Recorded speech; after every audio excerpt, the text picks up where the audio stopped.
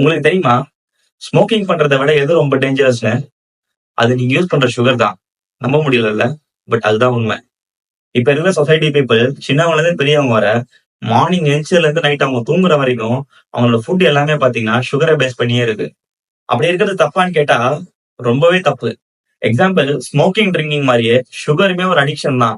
இது தெரியாம நம்ம எல்லாரும் அது கொஞ்சம் கொஞ்சமா அடிக்ட் ஆயிட்டு இருக்கோம். நம்ம எல்லாரும் அடிக்ட் ஆகுற அந்த சுகர் தான், இந்த வேர்ல்ட்லயே ரொம்ப மோசமான ஸ்லோவஸ்ட் லீகல் பாய்சன். அண்ட் இந்த ஒரு பாய்சன் தான் எந்த ஒரு டாக்டர் பிரிஸ்கிரிப்ஷன் இல்லாம எல்லா இடத்துலயும் ஈஸியா கிடைக்குது.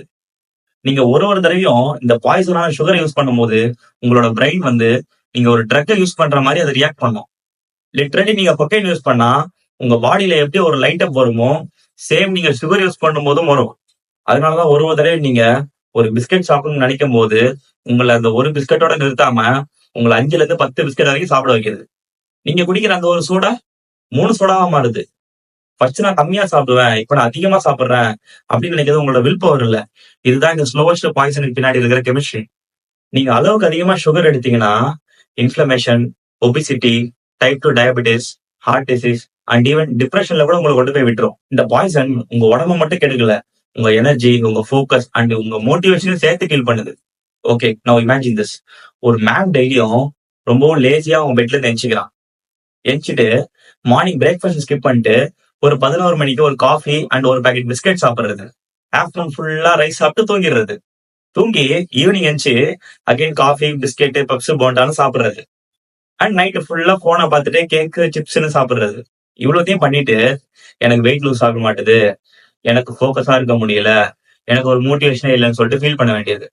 உங்களால வெயிட் லூஸ் பண்ண முடியாம போனதுக்கு, உங்களால ஃபோக்கஸா இருக்க முடியாம போனதுக்கெல்லாம் உங்களோட லேஸ்னஸ் எல்லாம் காரணம் கிடையாது. Because you are dropped in a cycle. நீங்க ட்ராப் ஆயிருக்கிற அந்த சைக்கிள் என்ன தெரியுமா? நீங்களும் சுகரும், சுகரும் நீங்களும். இதுதான். இதுல நல்ல விஷயம் என்ன தெரியுமா? நீங்க இந்த ட்ராப்ல இருந்து வெளியே வரலாம். பட் நீங்க நினைச்சா மட்டும்தான். எப்பவும் சுகர் மாதிரி ஒரு பெரிய விஷயத்த நீங்க ஸ்டாப் பண்ண போறீங்கன்னா, அதை ஸ்லோவா ஸ்டாப் பண்ணுங்க. ஃபர்ஸ்ட் நீங்க குடிக்கிற அந்த சோடாவை கட் பண்ணுங்க. நீங்க குடிக்கிற அந்த சோடாக்கு பின்னாடி இருக்கிற லேபிள படிச்சு பாருங்க. நீங்க அந்த லேபிள படிச்சு பாத்தீங்கன்னா, நெக்ஸ்ட் டைம் உங்களுக்கு அந்த சோடாவை குடிக்கணும்ன்ற மைண்டே வராது. எப்பவுமே உங்க எனர்ஜிக்காக சாப்பிடுங்க. உங்க கிரேவிங்ஸ்க்காகலாம் சாப்பிடாதீங்க. இன்கேஸ் உங்களுக்கு சுகர் கிரேவிங்ஸ் வருதா, ஸ்வீட் பேக்கரி ஐட்டம்ஸ்க்கு எல்லாம் பதிலா ஃப்ரூட்ஸ் சாப்பிடுங்க. உங்க சுகர் கிரேவிங்ஸ் கண்ட்ரோல் ஆகும். இதை ரிமெம்பர் பண்ணிக்கோங்க. ஒரு ஒரு தடவை நீங்க சுகர் சாப்பிடும் போதும் உங்க பாடியை நீங்க ரெஸ்பெக்ட் இல்லாம பாக்குறீங்கன்னு அர்த்தம். Because your energy is your life. உங்க லைஃப்ல அந்த எனர்ஜி போயிடுச்சுன்னா உங்ககிட்ட எல்லாம் இருந்தும் எதுவுமே இல்லாத மாதிரி தான். இதுக்கப்புறம் சுகர் சாப்பிடறத கொஞ்சம் கொஞ்சமா ஸ்டாப் பண்ணிருங்க. Because sugar is killing your days day by day.